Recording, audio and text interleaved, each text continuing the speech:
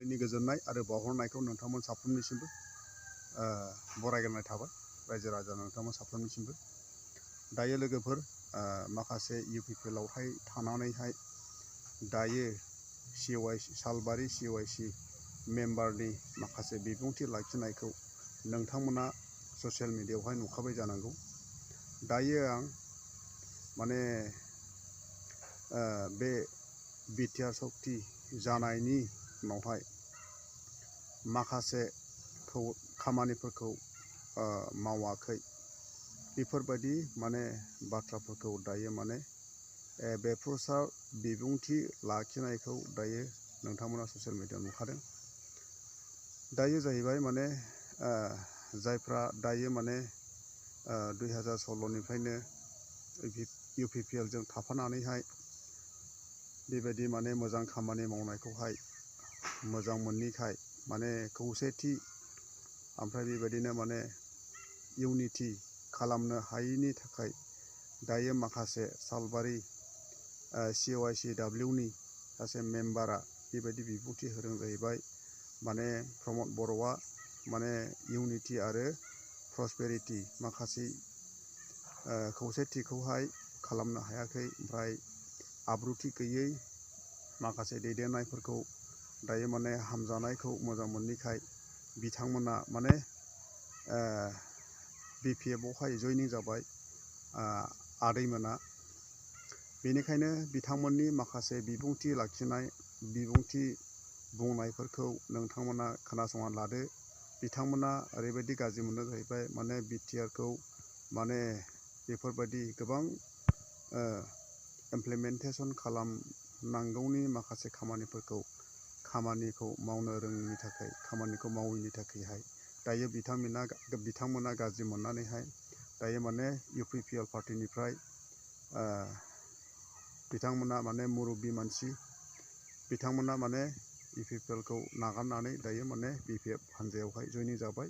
बिथांमोना माने BPFजोंनो थाफानानैहाय खामानि मावलांसिगोन, ओमफ्राय हाग्रामानि माखासे निति आदर्शखौ मोजां मोननानै दायो माने बिथांमोना BPF हान्जायावहाय हाबनाय जाहैबाय आरो। हामबायसै बिदिब्ला भिडिअखौ नायलांदो, ओमफ्राय मोजां मोनबायब्ला अननानैहाय साबस्क्राइब खालामना होदो, ओमफ्राय गाज्रि मोनदोंब्लाथ' माने नायनो नाङा आरो। हामबायसै, थेंक इउ।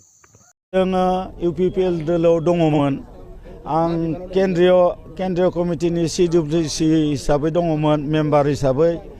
दा 2016निफ्राय दासिमहालागै दङमोन, नाथाय जोंहा इउपिपिएल दोलोनि निति आदर्शफोरखौ साबजानाय मोनाखिसै, मोजां मोनाखै। मानो होनबा रायजोनो जेरै खोथा होदोंमोन, खोथा होनाय सत्तेयावबो रायजोनि जेबो खामानि मावनो हायाखै। आरो बेनिफ्राय लोगोसेनो माने एकर्डनि जि इमप्लिमेन्टेसन जानो गोनांमोन, बे इमप्लिमेन्टेसना दासिमबो जाफुङाखिसै। गामि सोसननाय, गामि दाननाय बेफोरबो दङमोन, बेफोरखौबो मावफुंनो हायाखिसै।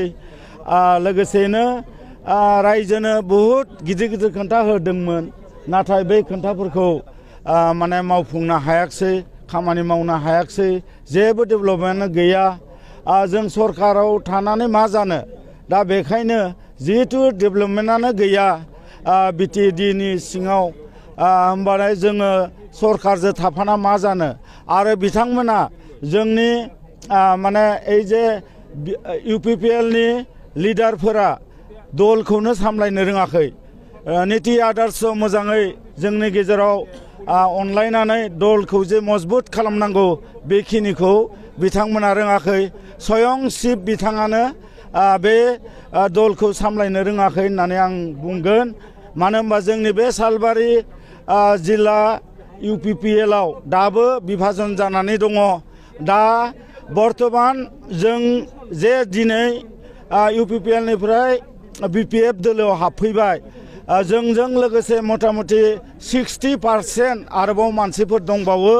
नेक्स्ट बार जों जयैनो जोङो 1000सेसो माने जोङो पदबि थानाय बा पदबि गैयि जोंनि भटार रायजोखौ लानानै जों 1000-1500 आरोबाव जयेन जाबावनायनि जोङो रायज्लायगासिनो दं आरो जागोनबो। मानो होनोबा दिनै बिथांमोनखौ जों लामा नायनानै थाबाथ' जाया, जोंनो डेभेलप नांगौ, रायजो राजानो डेभेलप नांगौ। बे हिसाबै जोङो माने UPPLखौ गाज्रि मोननानै, UPPLनि निति आदर्शखौ गाज्रि मोननानै दिनै जोङो माने BPF दोलोआव फैबाय। जों बेखौनो सानदों जे सरकार थासान्दियावबाबो जोङो सरकारखौ दोननानै, जिहेथु सरकार थाना मा जानो, जोंनि जेबो खामानि जायाखै, जोंनि कर्मिफोरनिबो जायाखै आरो रायजो राजानिबो जेबो जायाखै। बेखौ नुनानै जों सानबाय जे सरकार गैयि दलबाबो जोंहा हाग्रामा महिलारि सारा आगोलाव जे 15 बोसोर सोलिलांबाय, रायजोखौ सलायबाय, बिथाङा मोजाङैनो सलायदों। बिथांनि दिनाव CSB भट दङमोन। जोंनि एन्टायार BTAD रायजोनि माने गथ' गथाय शिक्षित निबनुवा सात्र साथ्रिफोरनो बिथाङा साख्रि बाख्रि होनो हादोंमोन।